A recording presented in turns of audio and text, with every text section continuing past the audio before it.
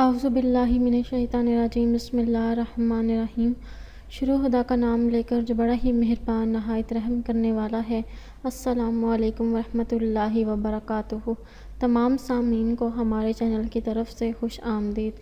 مجھے امید ہے کہ آپ سب لوگ خیریت سے ہوں گے۔ ناظرین، آج کا جو وظیفہ میں آپ لوگوں کی خدمت میں لے کر حاضر ہوئی ہوں وہ اپنے عہدے کو بحال کرنے کے لیے ہے یا اپنا کھویا ہوا مقام حاصل کرنے کے لیے ہے۔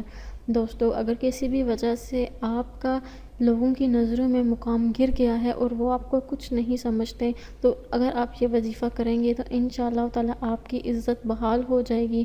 یا اگر آپ کو نوکری سے نکال دیا گیا ہے، جو آپ کا عہدہ تھا وہ آپ سے چھین لیا گیا ہے اور اس کی وجہ کوئی بھی ایسی خاص نہیں ہے، یا دوسروں کے الزام تراشی کی وجہ سے آپ کے ساتھ اگر ایسی زیادتی ہوئی ہے تو آپ یہ وظیفہ ضرور کریں، انشاءاللہ تعالی آپ کو آپ کا حق ضرور ملے گا۔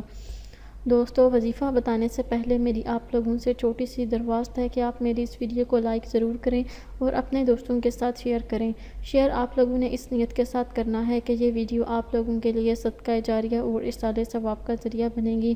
دوستو، آپ لوگوں نے یہ وظیفہ کیسے اور کب کرنا ہے اس کے بارے میں آپ کو آگاہ کروں گی۔ آپ نے ہر قسم کی حاجت برآوری اور ضرورت کے لیے بھی یہ وظیفہ کر سکتے ہیں۔ اگر کوئی شخص اپنے عہدے سے معزول ہو گیا ہو یا نوکری سے نکال دیا گیا ہو تو آپ نے یہ صورت ہے، آپ نے اس صورت کی کثرت سے تلاوت کرنی ہے، اور اس صورت کو آپ نے اپنی روزانہ کے معمولات میں سے ایک کام ہے جو آپ نے مختص کر لینا ہے۔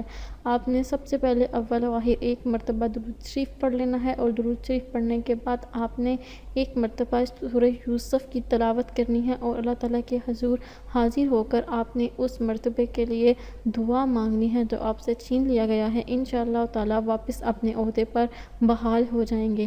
اگر کوئی غریب و نادار ہو تو اس کی تلاوت کرنے سے بھی بحکم خدا غنی اور مالدار ہو جائے گا، اور اس کا جو بھی مسئلہ ہوگا دوسروں کے سامنے اس کی جو عزت ہوگی وہ بحال ہو جائے گی۔